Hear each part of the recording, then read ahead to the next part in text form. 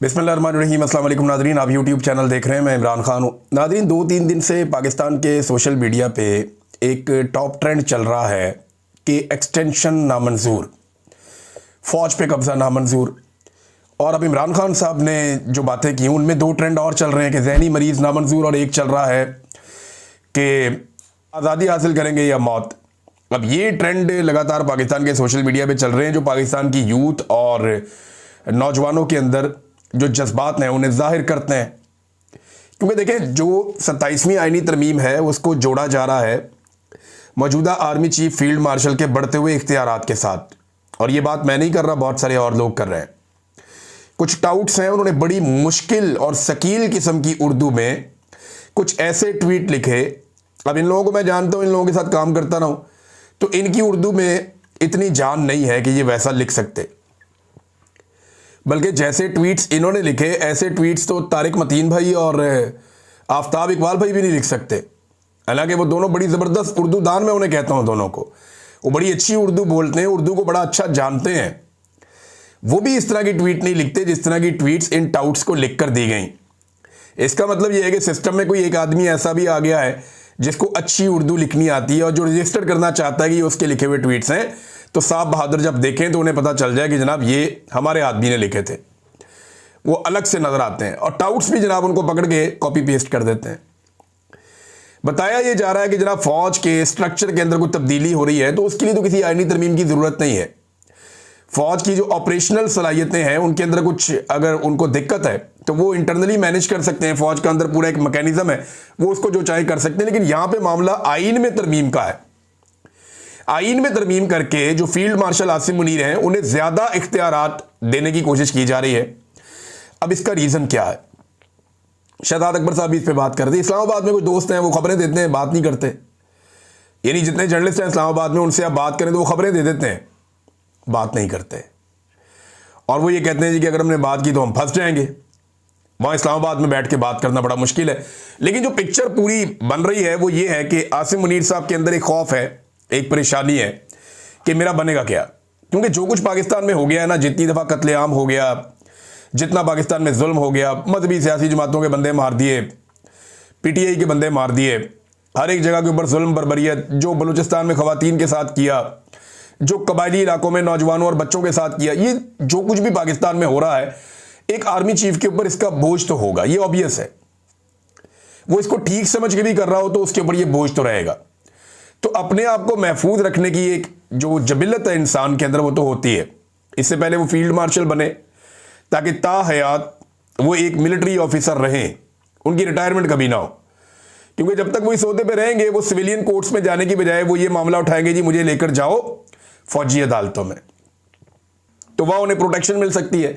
तो अब एक नया ओहदा जो है वो भी क्रिएट किया जा रहा है मुबैना तौर पे, और उसके बारे में दावा यह है कि आसिम मुनीर साहब को लामहदूद इख्तियारात दिए जाएंगे फौज को कंट्रोल करने के लिए, और जो सिविलियन के पास फौज का कंट्रोल है मुबैना तौर पे वो भी कम हो जाएगा। अब आप एक नया सिनेरियो देखिए कि ऐसा लगता है कि दुनिया के तमाम ममालिक के पास फौज होती है। यानी दुनिया का जो हर मुल्क है उसके अंदर एक फौज होती है ना, जो उस मुल्क के मुताबिक काम करती है। दुनिया के हर मुल्क के बाद अमेरिका, यूरोप के सारे मुल्क, ऑस्ट्रेलिया, चाइना, रशिया, सबके पास एक एक फौज है।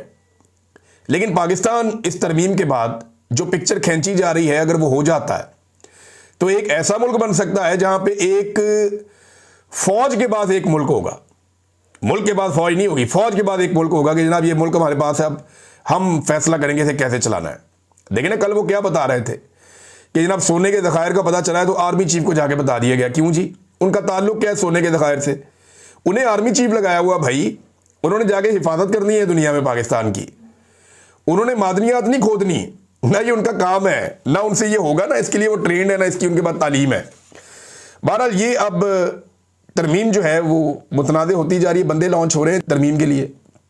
फैसल वाडा लॉन्च हो चुके हैं, MKM लॉन्च हो चुकी है, कुछ और तोहफे जो हैं वो लॉन्च हो गए, कुछ अभी मज़ीद निकाले जाएंगे, उनको धूप लगवाई जाएगी।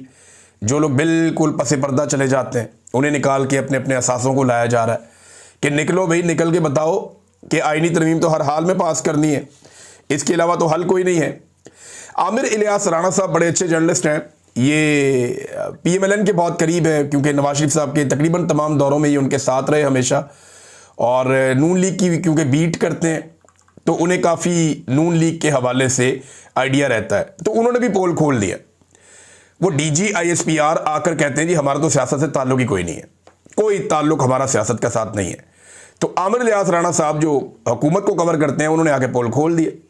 उन्होंने बताया जी कि आज़ाद कश्मीर में अदम एतमाद क्यों नहीं हो रही। देखिए, आज़ाद कश्मीर में याद रखिएगा कि पीपल्स पार्टी अपने नंबर पूरे कर चुकी है, और ये खबर आपको मैं 10 दिन पहले दे चुका हूं कि पीपल्स पार्टी के आज़ाद कश्मीर में नंबर पूरे नहीं हैं, पूरे से ज़्यादा हैं। वो बड़े आराम से तहरीक अदम एतमाद ला के और 24-48 घंटों में जितना टाइम वो लेना चाहें वो अपनी हुकूमत बना सकते हैं। और जो वहाँ वज़ीर आज़म है वो ऑप्शन भी सोच रहा था इस्तीफ़ा देने की, लेकिन आमिर इलियास राणा साहब ने ये बात की, मोहसिन बेग ने भी ये बात की, जो मौजूदा आर्मी चीफ के ताल्लुक वाले पुराने, जब ये आर्मी चीफ बने तो उनकी और इनकी एक हंसते हुए तस्वीर बहुत वायरल हुई थी। फौज कहती है हमारा सियासत में किरदार नहीं है। ये बता रहे हैं कि अगलों ने रोक दी है तहरीक अदम एतमाद आज़ाद कश्मीर में कि पहले 27वीं तरमीम करो फिर अगली चीज़ें मिलेंगी, कुछ लो और कुछ दो होना है। 27वीं तरमीम दो, गिलगित बल्तिस्तान और आज़ाद कश्मीर लो, यही सौदेबाजी है जनाब। ये सौदेबाजी जो है वो आमिर इलियास राणा साहब ने बताई, तो चीज़ें ऐसे एक एक करके जो है वो खुल जाती हैं। एक और इंटरेस्टिंग नाजरीन और बड़ी खबर है, और ये अमेरिका से है, मैं इसलिए बीच में सुना रहा हूँ कि पाकिस्तान के निज़ाम को आप देखें, पाकिस्तान आगे क्यों नहीं बढ़ पाता, और अमेरिका को हम क्यों कहते हैं सुपर पावर है, बहुत ताकतवर है। देखें, पाकिस्तान की फ़ौज अमरीकी फ़ौज के सामने बहुत कमज़ोर है। पाकिस्तानी फ़ौज के हथियार अमरीकी फ़ौज के हथियारों के सामने बहुत कमज़ोर हैं। पाकिस्तान का फील्ड मार्शल भी हो तो उसकी अहमियत अमरीकी फ़ौज के सामने क्या होती है ये आप सब अच्छी तरह जानते हैं। और जिस तरह पाकिस्तानी फ़ौज अमरीकी एस्टेब्लिशमेंट के इशारों को हमेशा मानती है और उसके ऊपर चलती है, ये भी हम सारे जानते हैं। जब वो कहते हैं कि ये मुजाहिद हैं तो हम कहते हैं मुजाहिद हैं, वो कहते हैं कि ये दहशतगर्द हैं तो हम कहते हैं दहशतगर्द हैं, वो कहते हैं कि इसको मारो हम उसको मारते हैं। वो जो हुक्म देते हैं अमेरिकन एस्टेब्लिशमेंट, हम उसके मुताबिक चलते हैं। देखना इंडिया ने पाकिस्तान पे कितने हमले किए अभी हाल ही में, कितने दिन तक वो कभी मिसाइल मारता था, कभी ड्रोन मारता था, कभी क्या करता था। जैसे ही अमरीकी हुक्म आया पाकिस्तान ने जंगबंदी कर दी, क्योंकि पाकिस्तान ने जैसे ही इंडिया पे अटैक किया अमरीकी हुक्म आ गया, पाकिस्तान रुक गया। हमें भी चाहिए था ना 2-4 दिन फेंटी लगाते जिस तरह वो कर रहे थे, लेकिन हमारी फ़ौज जो है वो अमेरिका का हुक्म फ़ौरन से पहले मान लेती है। अब अमेरिका का जो एक सबसे बड़ा हब है न्यूयॉर्क, वहाँ पर ज़हरान ममदानी ये जीत गए हैं इलेक्शन, और ये सिटी मेयर मुंतखब हो गए डोनाल्ड ट्रंप के खिलाफ इलेक्शन लड़के। देखिए, डोनाल्ड ट्रंप अमेरिका का सदर है। न्यूयॉर्क तो वो पहले भी नहीं जीत पाया था, बहुत क्लोज मार्जिन से कमला हैरिस ने उनको हरा दिया था डोनाल्ड ट्रंप को ये पिछले साल इलेक्शन में। लेकिन डोनाल्ड ट्रंप की अब हुकूमत है और बड़ी ताकत है, तो उम्मीद की जा रही थी कि डोनाल्ड ट्रंप वहाँ पे अपना उम्मीदवार जितवा लेगा। लेकिन अलग अलग उम्मीदवार मिलकर भी इतने वोट हासिल ना कर सके कि ज़हरान ममदानी को हरा दें। ये है कौन? ये जी युगांडा के अंदर पैदा हुए 1991 में, 34 साल इनकी उम्र है, और युगांडा में पैदा हुए, साउथ अफ्रीका में भी रहा कुछ अर्सा, उसके बाद 7 साल की उम्र में ये न्यूयॉर्क में आ गया, और अब 27 साल के बाद वो इस शानदार न्यूयॉर्क का मेयर बन गया। ट्रंप ने इसकी बदतरीन मुखालफत की, लेकिन इसके बावजूद बड़े सियासी पैंतरे इस्तेमाल किए, लेकिन ये बंदा मेयर बन गया और जीत गया। ये ट्रंप की पहली बड़ी शिकस्त है सदर बनने के बाद। ट्रंप के खिलाफ बहुत ज़्यादा जज्बात पैदा हो चुके हैं अमेरिका में, और बहुत बड़े बड़े एहतजाज भी हुए। ऐसे एहतजाज तारीख में कभी नहीं हुए किसी सदर के खिलाफ पहले ही साल में, जैसे डोनाल्ड ट्रंप के खिलाफ हो रहे हैं। एक दो चीज़ें मैं इसमें आपके सामने रखता हूं। ममदानी ने जीतने के बाद कहा कि मौरूसी सियासत का खात्मा मैंने कर दिया, मैं मुसलमान और डेमोक्रेटिक सोशलिस्ट हूं। ट्रंप, मुझे मालूम है कि आप मेरी तकरीर देख रहे हैं। ट्रंप, सुन लो, न्यूयॉर्क तारिक वतन का शहर है, यानी इमिग्रेंट्स का शहर है, जो बाहर से आते हैं लोग। तारिक वतन ही न्यूयॉर्क को चलाएंगे। आज हमने खौफजदा करने वालों को जवाब दे दिया है। ये शहर आपका है, जमहूरियत आपकी है। आपने साबित कर दिया कि ताकत आपके हाथों में है। मेयर के इंतखाब में जीतने के बाद ज़हरान ममदानी ने यह भी कहा, और यह भी कहा कि अगर तुम हम में से किसी एक के पीछे आओगे तो फिर हम सबको सामने पाओगे, हम सबका मुकाबला करना पड़ेगा तुम्हें। यह भी कहा ममदानी ने। तो एक तो डोनाल्ड ट्रंप और उसके नज़रिए को शिकस्त हो गई। लेकिन आप देखेंगे अमेरिका के अंदर ना तो उसका इंतखाबी निशान छीना गया, ना कागजात नामजदगी मुस्तरद किए गए, ना जबरी तौर पे गुमशुदगियाँ हुई, ना ही इंटरनेट और मोबाइल फ़ोन बंद किए गए, पुलिस का टॉर्चर भी नहीं हुआ, वोट जो वोटर्स के वोट हैं वो दूर दराज इलाकों में मुंतकिल भी नहीं किए गए, गिरफ्तारियां भी नहीं हुई, चादरों और चार दीवारियों का तकद्दुस भी पामाल नहीं हुआ, और बिलाखिर फॉर्म 47 भी यहाँ पे पाकिस्तान में जारी किया गया था, वो भी वहाँ पे नहीं हुआ। अब ये बंदा जो है गजा में नस्लकुशी के भी खिलाफ है। अब गौर करें नाज़रीन, पाकिस्तान के अंदर एक आर्मी चीफ की ख्वाहिश के ऊपर पूरी हुकूमत बन जाती है। एक इलेक्शन कमीशन जो है पूरा का पूरा इलेक्शन उल्टा के यहां से वहां कर देता है, और जिस तरह के हथकंडे हमने एजेंसियों को इस्तेमाल करते हुए देखे इलेक्शन से पहले, कोई सोच भी नहीं सकता। लेकिन न्यूयॉर्क में डोनाल्ड ट्रंप इलेक्शन लड़ने के अलावा और कुछ नहीं कर सका, कुछ भी नहीं कर सकता। यह है डेमोक्रेसी, जिसकी वजह से अमेरिका सुपर पावर है और हम उसके गुलामों के अंदर से एक गुलाम है। यह बात सच है, आपको बुरी लगती है तो लगती रहे। इमरान खान ने कहा था कि एब्सोल्युटली नॉट। देखें अमेरिका और उसके गुलामों ने इमरान खान का क्या हाल कर दिया, और आज अमेरिकन पशेमान है कि यार ये क्या हमने कर दिया, लेकिन वो अपने काम निकलवा रहे हैं। अमेरिकन तो कभी इस पर खुश नहीं होंगे, लेकिन अपने मुल्क के अंदर वो डेमोक्रेसी रखते हैं, हमारे मुल्कों के अंदर वो डेमोक्रेसी पसंद नहीं करते। नाजरीन, अडियाला जाने वालों की एक नई लिस्ट भिजवा दी गई है, और ये जो नई लिस्ट है इसके अंदर कौन कौन शामिल है? सुहेल अफरीदी का नाम है, मीना खान अफरीदी हैं, और मुश्ताक गनी हैं, फ़खर जहान खान है, ये साबिक मिनिस्टर हैं, तैमूर खान झगड़ा है, इमरान खान साहब के साथी, इन्हें नहीं मिलने दिया जा रहा बड़े अरसे से, और मोइन कुरैशी साहब है एमपीए, जो पंजाब के अंदर बड़ा रोला शुला डाल के रखते हैं। तो ये 6 बंदों के नामों की एक लिस्ट भिजवाई गई है। सलमान अकरम राजा साहब के इसके ऊपर दस्तखत हैं। तो अब एक दफ़ा फिर सुहेल अफरीदी साहब जाएंगे, मुलाकात करवाते हैं नहीं करवाते वो एक अलग बात है। लेकिन सुहेल अफरीदी साहब पार्लियामेंट पहुंचे थे, कौमी असम्बली में, और पीटीआई ने वहाँ पे एक करारदाद भी जमा करवा दी है कि सुहेल अफरीदी एक वज़ीर आला, उसकी इमरान खान से मुलाकात नहीं करवाई जा रही। कौमी असम्बली में करारदाद जमा करवाई गई है, और सुहेल अफरीदी ने यह भी कहा कि 17 सीटों वालों को तो ये हक ही हासिल नहीं है कि वो एक आईनी तरमीम कर दें। एक्चुअली तो शहबाज शरीफ और उनकी पार्टी ने 17 सीटें जीती हैं, बाकी सीटें बाकी जमातों ने जीती हैं, और 180 से ज़्यादा सीटें इमरान खान साहब की जमात ने जीती हैं। तो इमरान खान साहब की जमात की ना सिर्फ सीटें कम की गई, वक्तन फ़वक्तन उनके बंदों को फारिग किया गया, नाअहल किया गया, सीटें छीनते रहे, बल्कि फॉर्म 47 के ऊपर 100 के करीब सीटें बांट दी गई बाकी पॉलिटिकल पार्टीज में। यहां से पीएमएलएन ने काफ़ी सीटें हासिल कर लीं, और फिर बिलाखिर जो पाकिस्तान तहरीक इंसाफ की मखसूस नशिस्तें थी वो भी दे दी गई।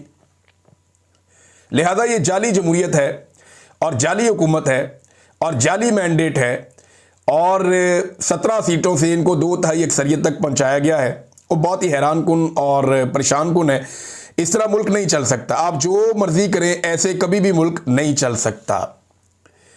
लेकिन ये बजिद्द है कि जनाब हमने ऐसे चला के दिखाना है। तो मैं आपके सामने एक चीज़ और रखता हूं कि इन्होंने पाकिस्तान का हाल क्या कर दिया, और इनकी जिद्दबाजी ख़त्म नहीं हो रही। ये एक खबर आप देखें कि दावे इनके ये हैं कि जनाब हम 100 अरब डॉलर वहाँ से ला रहे हैं, 200 अरब डॉलर वहाँ से ला रहे हैं, 10 अरब डॉलर वहाँ से ला रहे हैं, 20 अरब डॉलर वहाँ से ला रहे हैं। इन्होंने कौम को 150, 200, 250 अरब डॉलर गिना दिया है। ये भी आ रहा है, ये भी आ रहा है, ये भी आ रहा है। 2 अरब डॉलर का चूना ये लगा रहे हैं पाकिस्तानियों को कि जनाब आज़रबाईजान से आ रहा है। शहबाज शरीफ साहब हर 2 महीने बाद आज़रबाईजान का चक्कर लगा के आते हैं, पता करें ये चक्कर क्या है। तो अभी तक जो समझ आई है वो ये आई है कि आज़रबाईजान कोई पाइपलाइन बिछा रहा है पाकिस्तान के अंदर, जिसके ऊपर उसको पैसा मिलेगा बहुत, और ये आईपीपीज के तर्ज का मुआहदा है। वो जब पाइप बिछा देंगे उसमें से तेल गुजरे या ना गुजरे, उसको इस्तेमाल करें या ना करें, आपने आज़रबाईजान को पैसा देना ही देना है, उसका आपने उसका रेंट पे करना ही करना है। ये आईपीपीज के तर्ज का एक मुआहदा शहबाज शरीफ साहब कर रहे हैं आज़रबाईजान में कंपनी के साथ। ये बार बार आज़रबाईजान लेने क्या जाते हैं, इनके बच्चे भी साथ जाते हैं। कहीं इस कंपनी में इनके शेयर्स तो नहीं है, कहीं ऐसा तो नहीं है कि इस कंपनी के पीछे यही लोग बैठे हों, या इस कंपनी के पीछे एक और कंपनी हो जिसके अंदर ये बैठे हों। बहरहाल आज़रबाईजान नस नस के जाते हैं शहबाज शरीफ साहब, और फिर जा रहे हैं आज़रबाईजान एक मरतबा। तो इन्होंने बड़े दावे किए जनाब इन्वेस्टमेंट आ रही है। अभी जो जरदारी साहब है वो कतर के दौरे पे हैं, जनाब इन्वेस्टमेंट आएगी, इन्वेस्टमेंट खे आएगी, ये खबर आप पढ़ें, और ये बहुत फैली हुई है हर तरफ। मैं आपको उठा के siyaasat.pk से सुना रहा हूं। गैर मुल्की बराह रास्त सरमायाकारी को मुसलसल धचके, कतर के अलसानी ग्रुप ने पोर्ट कासम पावर प्लांट में हिस्सेदारी बेचने का इंदिया दे दिया। उन्होंने पोर्ट कासम के 1320 मेगावाट कोयले से चलने वाले बिजली घर में अपनी 49% हिस्सेदारी फरोख्त करने का इरादा जाहिर किया है। अब आप अंदाजा करें, ये $1 अरब से ज़्यादा पैसे हैं उनके, कतर के। आप दुनिया से पैसे लेने जाते हैं, दुनिया अपने पैसे निकाल रही है। वजह यह है कि दुनिया को नज़र आ रहा है, उन्हें यह पता है कि जनाब पाकिस्तान में उनका माल डूब जाएगा, क्योंकि जुनूनी किस्म के लोग जो है पाकिस्तान पे मुसल्लत किए गए हैं। ये किसी भी पागलपन के चक्कर में, किसी के कहने के ऊपर किसी जंग में भी उतर सकते हैं। लिहाजा लोग जो हैं वो अपना सरमाया निकाल रहे हैं पाकिस्तान से। इससे पहले आप देखें ना, फाइजर चली गई, एली लिली चली गई, Shell, Total, Telenor, Uber, Careem, बेशुमार कंपनियां पाकिस्तान से पहले जा चुकी हैं। पाकिस्तान को छोड़कर अपना सरमाया उन्होंने निकाल लिया, और अब ये कतर भी यहां से अल्सानी ग्रुप जो है वो अपना सरमाया निकालने का सोच रहा है। नाज़रीन, डॉक्टर यास्मीन राशिद साहिबा, इन्हें तो ना रोजाना खराज तहसीन पेश करना चाहिए और पूरे पाकिस्तान को करना चाहिए। कैंसर सर्वाइवर, इतनी तकलीफ में इन्होंने जिंदगी गुजारी है, अभी भी अक्सर बीमार रहती हैं। उन्हें अपने कपड़े तब्दील करने में भी दिक्कत का सामना रहता है, लेकिन वो डट कर जेल काट रही हैं और बहुत सारे नौजवानों को जेल काटने का हौसला भी दे रही हैं। डॉक्टर यास्मीन राशिद जो चंद दिन के लिए बाहर आई और फिर इन्हें दोबारा गिरफ्तार कर लिया गया। वजह यह है कि उन्होंने सरेंडर नहीं किया, और सरेंडर करना उनकी सरिश्त में ही नहीं है। वो कहती है सवाल ही पैदा नहीं होता। अब डॉक्टर यास्मीन राशिद साहबा फरमा रही है, I stand for the true liberation of my country with my leader, कि मैं अपने मुल्क की जो है वो हकीकी आज़ादी के लिए अपने लीडर के साथ खड़ी हूं। अल्लाह ताला ने वादा किया है कि सच जो है उसकी जीत होती है, और इंशाअल्लाह हम वो देखेंगे और ये होगा। तो ये फ्रीडम और डेथ, इसके ऊपर जनाब यास्मीन राशिद साहिबा का एक पैगाम उनके अपने सोशल मीडिया से जारी किया गया है। तो कैसी डट के खड़ी है एक खातून इस निज़ाम के सामने। एक पाकिस्तान के अंदर कोई एक ऐसा जर्नैल नहीं है जो डॉक्टर यास्मीन राशिद जैसी हिम्मत या हौसला दिखा के इस तरह की जेल काट सके। मैं क्यों कह रहा हूं? मैं इसलिए कह रहा हूं कि हमने ये होते हुए देखा ही नहीं कभी। और देखें, जो डॉक्टर यास्मीन राशिद साहिबा की कैद है, ये कैद किसी अदालत से तो नहीं है ना, ये कैद किसी कानून के मुताबिक तो नहीं है ना। खवातीन को तो वैसे भी बेल मिल जाया करती है। हम सब जानते हैं कि मिलिट्री एस्टेब्लिशमेंट के फैसले के मुताबिक उन्हें भी जेल में रखा गया है। कैसे डट के खड़े, अपनी सेनेटरशिप भी ज़ाया कर दी, अपनी सेनेट की सीट जो है वो कुर्बान कर दी। एजाज चौधरी साहब आफरीन है, वो पीछे नहीं हटे। मियां महमूद रशीद साहब बीमार होने के बावजूद, परेशान होने के बावजूद, जब मैं वहां जेल में था तो मैंने तब उन्हें देखा, वो तब भी काफी बीमार थे, डट कर खड़े हैं। उमर चीमा, शाह महमूद कुरैशी, तो ये लोग जो है ये एक्चुअली जो पाकिस्तान तहरीक इंसाफ का चेहरा है वो ये लोग हैं। और यास्मीन राशिद साहिबा ने दोबारा जेल से अपना पैगाम भिजवाया कि मैं जैसे खड़ी थी वैसे ही खड़ी हूं, पीछे हटने का कोई रास्ता नहीं है। नाज़रीन, ये वीलॉग में अब तक लिए इतना ही। बाकी चीज़ें मैं आपके साथ नेक्स्ट वीलॉग में शेयर करूंगा। अपना ख्याल रखिएगा, अपने चैनल का भी। अल्लाह हाफिज़।